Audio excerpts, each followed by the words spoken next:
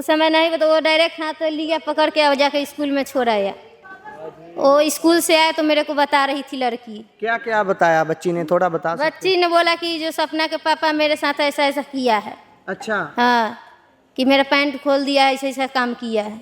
उसके बाल बच्चे कुछ हैं? बाल बच्चे ऊपर में है ना। उसके उस हाँ उसके, हाँ हैं। उस व्यक्ति के ऊपर में बीवी है, उसकी उम्र बच्चे। कितनी होगी व्यक्ति? उसकी उम्र लमसम 40 से ऊपर 40। होगा। हाँ, होता तो मैं बहुत मारता पहले, मेरा मुंड बहुत गर्म था उस समय। मैं आया सुना है बात, जब तक तो थाने वाले तो लेके चले गए थे।